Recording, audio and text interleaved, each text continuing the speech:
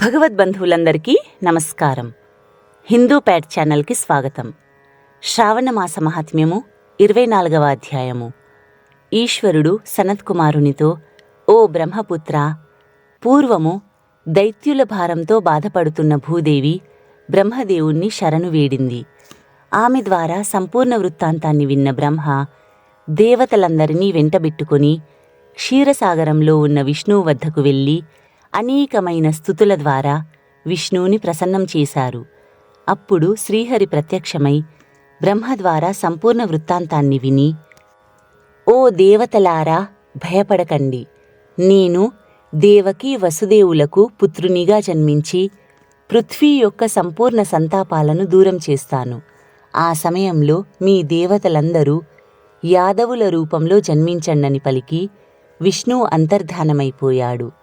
తరువాత సమయం వచ్చినప్పుడు శ్రీహరి దేవకీ గర్భంలోంచి శ్రీకృష్ణావతారంలో జన్మించాడు. కంసుని భయంతో వసుదేవుడు శ్రీకృష్ణుణ్ణి గోకులానికి పంపివేశాడు. శ్రీకృష్ణుడు అక్కడే పెరిగి పెద్దవాడయ్యాడు. తరువాత మధురాకి వచ్చి కంసుణ్ణి వధించాడు. అప్పుడు పురవాసులందరూ శ్రీకృష్ణునితో ఆదరపూర్వకంగా, ఓ కృష్ణ, ఓ దేవా, ఓ శరణాగత వత్సల, మమ్మల్ని రక్షించండి. ఓ దేవా, మాపై దయ ఉంచి మీ జన్మదిన కృత్యం గురించి మాకు తెలియచేయండి స్వామి అని ప్రార్థించారు. అప్పుడు శ్రీకృష్ణుడు ఆ పురవాసుల శ్రద్ధాభక్తులతో ప్రసన్నుడై తన జన్మదిన కృత్యం గురించి వివరించాడు. అది విని ఆ పురవాసులంతా విధి విధానంగా ఆ వ్రతాన్ని చేశారు. అప్పుడు శ్రీకృష్ణుడు వ్రతం చేసిన వారందరికీ వరాలు ప్రసాదించాడు. ఈ విషయమై ప్రాచీనమైన ఒక కథను చెబుతున్నాను, విను. అంగదేశంలో మితజీతుడు అనే మహారాజు నివసించేవాడు. అతని కుమారుడైన మహాసేనుడు సత్యవాది మరియు సన్మార్గపరుడు. అతడు ధర్మపాలన సాగిస్తూ ప్రజలను తన బిడ్డల వలె చూసుకునేవాడు. కాని కొంతకాలం తరువాత అకస్మాత్తుగా అతడు పాఖండులతో సహవాసం చేయసాగాడు. వారితో సంసర్గం వలన అతడు అధర్మపరాయణుడైపోయాడు.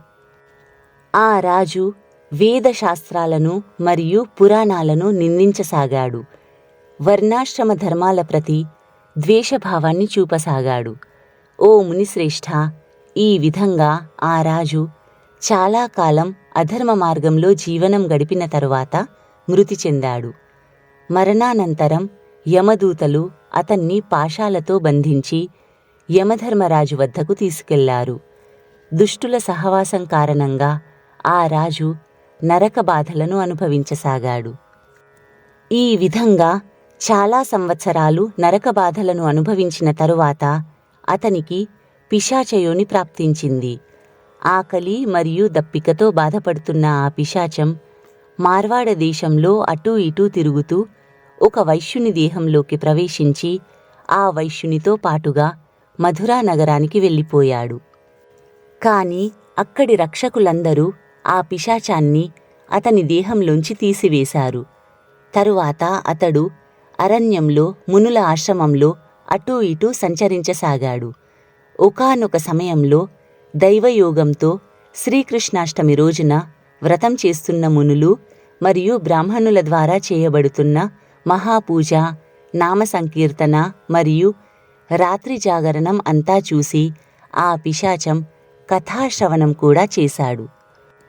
శ్రీకృష్ణాష్టమి పూజను చూడడం మరియు కథాశ్రవణం వలన అదే క్షణంలో అతడు పాపరహితుడై నిర్మలమైన మరియు పవిత్రమైన మనస్సు కలవాడైపోయాడు.